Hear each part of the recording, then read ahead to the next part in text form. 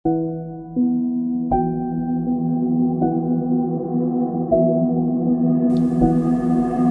Surawono terletak di Dusun Surawono, Desa Canggu, Kecamatan Pare, Kabupaten Kediri. Candi Surawono hanya tersisa bagian bangunan kaki saja. Namun walaupun hanya meninggalkan bagian kaki candi, candi ini terlihat sangat gagah karena kaki candi terlihat berukuran sangat besar. Candi Surawono memiliki nama lain, yakni Candi Wisnu Bawana Pura. Sama halnya seperti Candi Penataran yang ada di Blitar, yang memiliki nama Candi Palah.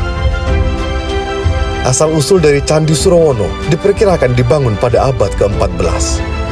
Candi Surawono ini dibangun untuk memuliakan seorang raja dari Kerajaan Wengker yang merupakan bawahan Majapahit. Diketahui Bre Wengker wafat pada tahun 1388 Masehi. Kemudian dikisahkan jika Sri Nata Wengker membuka hutan Surabana atau Surawono Pasuruan Pajang. Pada bagian lain juga disebutkan jika Prabu Hayam Wuruk bermalam di Curabana atau Surawono setelah perjalanan dari Blitar. Candi Surawono hanya memiliki ukuran 8 x 8 meter persegi. Keseluruhan bangunan Candi Surawono tersusun atas batuan andesit. Di sekitar Candi Surawono juga terdapat beberapa arca. Salah satunya adalah Arca Resi Agastya. Arca ini tanpa ada bagian bawah dan bagian atas karena sudah rusak. Arca ini terlihat seperti seorang pendeta yang berjenggot dan memiliki tubuh yang bungkuk dan berhias sesuatu ornamen di bagian telinga dan lehernya. Arca Resi Agastya juga ditemukan di tempat lain dengan bentuk sedikit lebih tegak dengan hiasan telinga yang lebih pendek.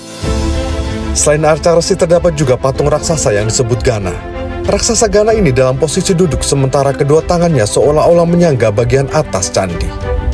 Patung Gana ini merupakan patung raksasa pelayan Siwa. Dalam beberapa sumber, Gana merupakan Ganesha, namun ada juga yang menyebut bahwa Gana merupakan pelayan Ganesha yang dipilih untuk melayani Siwa. Candi Surawono, meskipun hanya tersisa kaki candi saja, namun pengunjung masih bisa mengetahui kisah dari candi ini di batu andesit yang ada. Kondisi Candi Surawono ini bagian tubuh dan atapnya telah hancur. Tidak diketahui apa penyebab hancurnya bagian tubuh serta atap candi. Reruntuhan Candi Surawono kemudian ditata sejajar di halaman candi. Walaupun bagian atas candi hancur, namun bagian kaki candi masih terdapat relief yang terpahat jelas. Relief di kaki Candi Surawono menggambarkan kehidupan sehari-hari. Selain itu juga ada tantri atau relief binatang. Masing-masing relief ini dipahat pada bingkai seolah menjadi frame kisah-kisah. Ada 2 kelompok relief cerita yang terpahat pada dinding kaki Candi Surawono. Pada bagian dinding panjang sebelah utara dan barat daya menggambarkan relief Arjuna Wiwaha atau Mintaraga. Sementara pada bagian pendek pada timur laut menggambarkan relief Bubuksa dan Sri Tanjung. Relief Candi Surawono ini sangat unik. Relief yang terpahat pada dinding kaki candi ini juga tidak runut. Kisah Arjuna Wiwaha dimulai dari belakang candi dan dipahatkan berlawanan dengan arah jarum jam atau Prasawiya. Kelanjutan cerita relief ini dimulai dari bagian depan sisi utara candi dan dipahatkan secara pradaksina atau searah jarum jam. Kemudian ceritanya berakhir di bagian depan sisi selatan.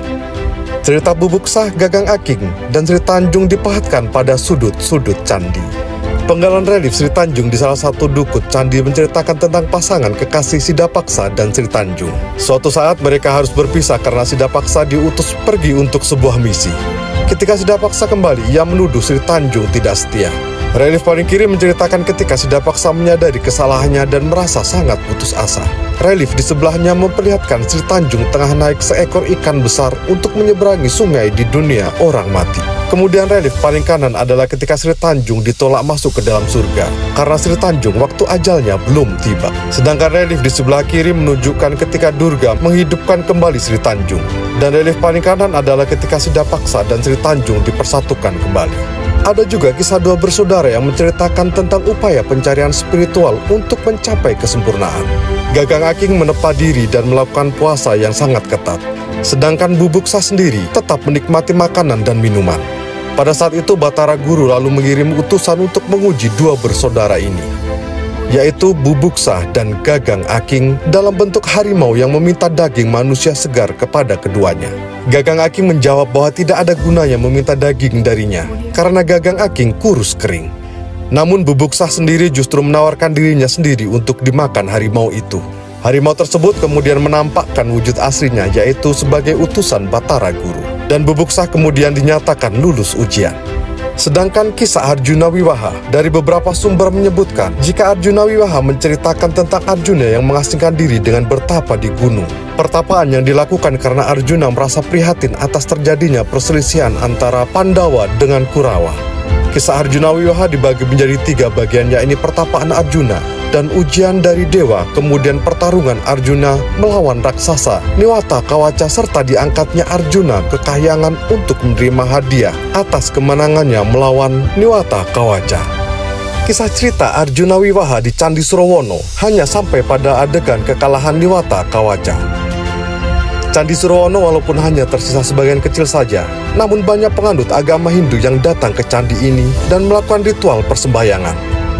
Candi Surawono adalah candi yang dibangun sebagai tempat peruatan dan persembahyangan.